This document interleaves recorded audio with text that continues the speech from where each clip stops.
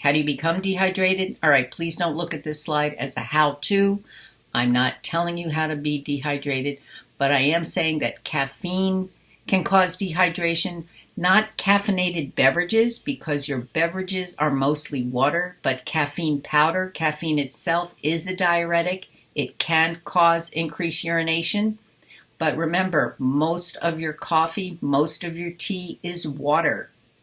Alcohol will cause you to become dehydrated, and symptoms of hangover are symptoms of dehydration. Diuretic medications, diuresis means increased urination, and folks who take these kinds of medications, for example, some blood pressure medications or diuretics, these folks can become dehydrated. Sweating, fluid loss, when you don't replace the fluid that you're losing from sweat, you can result in dehydration, and heat exposure. I have down here this asterisk, unless energy beverages. There are some energy beverages out there that are really loaded with caffeine. So I'm just kind of covering myself saying these can cause dehydration. Why you need to drink those beverages, I'm not going to guess. But I did throw this in here because people like to drink their coffee, provides them with caffeine, and I used to know how much caffeine was in the average cup of coffee, but now I have to look it up just like everybody else. McDonald's coffee has less caffeine per fluid ounce than Starbucks, and there's something out there called Death Wish coffee. If the maximum amount of caffeine that you're supposed to get in a day is 400 milligrams, an 8-ounce cup of this Death Wish coffee, well, you're exceeding that limit with 1 cup. So any of you out there ever try it? I'd like to hear how it worked for you. Chronic mild dehydration is linked to reduced physical, mental performance, and you become more thirsty. Your salivary glands produce less fluid. It also puts you at risk for urinary tract infections, kidney stones, constipation, these other conditions that are listed here. I generally don't worry about your demographic becoming dehydrated, but as we age, our thirst mechanism is less active. And for older folks who are taking medications, there may be interactions. It may depress their thirst mechanism, so they may not drink as much. Also, some folks who aren't very active or aren't very mobile, who sit all day for whatever reason, they fear becoming incontinent. So they may not drink the amount of fluid that they need because they don't want to wet themselves. This can lead to dehydration. Public service announcement. Have any of you ever bought this brand of water? Aquafina. I have this little yellow arrow pointing to what is going into this water. And it's not anything magical. It's just coming from your tap. Don't waste your money on bottled water. Please don't. The opposite of dehydration is water intoxication, also known as hyponatremia. Hypo meaning less than, Na is the chemical symbol for sodium in the blood, low sodium levels in the blood.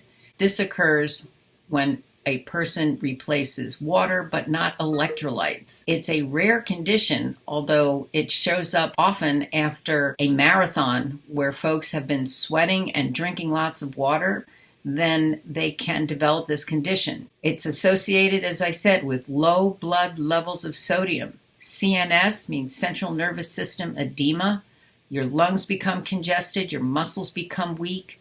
See, what happens is with exercise, with sweating, you're losing both water and electrolytes, water and sodium, and both of them need to be replaced. Do you need any fancy beverages? I talked about that in a previous lecture, that you don't need any fancy beverages. I still go with Nancy Clark's recommendation to have chocolate milk and French fries, but it's certainly important to drink water. The electrolyte replenishment beverages that are out there really don't replace enough electrolytes, which is why it's best to get those replacements from food. Where do we get water besides from the tap? Well, okay, so 100% of what comes out of the tap, and let's say diet soda, that's 100% water. 90 to 90% berries, milk, lettuce, celery, non-fat milk. 80 to 89% fruit juice, yogurt, apples, oranges, shrimp, bananas, corn, potatoes, even cottage cheese, mostly water.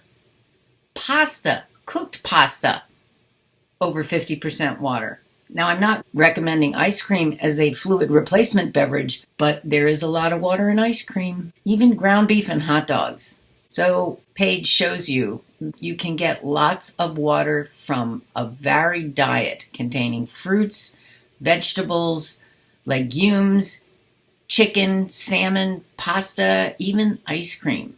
The electrolytes are minerals that are charged particles. They're salts that dissolve in water and dissociate or break apart into charged particles called ions.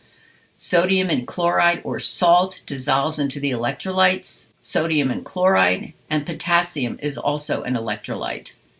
They function in helping to maintain fluid and water balance as well as acid-base balance. Potassium is the major intracellular electrolyte. It's found mostly inside the cells. Sodium and chloride are mostly outside the cells. So let's look at this diagram again. Our cells, the fluid inside the cell, is rich in potassium. Potassium is the major intracellular electrolyte. The major extracellular electrolytes in the fluid outside the cell are sodium and chloride. If you've ever bitten your lip and it tasted salty, that's the sodium chloride in the blood. Drinking water and eating regular food will help restore fluid and electrolyte balance. With excessive sweating, bleeding, vomiting, or diarrhea, special drinks may be used to restore electrolytes. We're talking about extreme cases. Where does the sodium in our diet come from? Most of the sodium in our diet does not come from the salt shaker. Although I do understand there are people out there who like to salt their food before they eat it, but it comes from processing of foods. Let's compare a baked potato to potato chips. Big difference in sodium. An apple to apple pie. Beef to lunch meat, or cucumbers to pickles. The more processed the food, the higher the amount of sodium found in it. I'm not telling you never to eat pickles or, well, I don't know about lunch meat, but pickles or apple pie or potato chips, but I want you to be aware that they are a source of sodium. Sodium is an excellent preservative. Foods that are going to be on the shelf for a while are going to contain sodium. We also have developed a taste for sodium. You just have to watch the amount. Remember, folks, it's the dose that makes the poison. Adequate fluid intake is important for health and optimal functioning. Dehydration has negative health effects. Overhydration also has negative health effects. And the electrolytes, sodium, potassium, and chloride, function to regulate fluid and acid-base balance.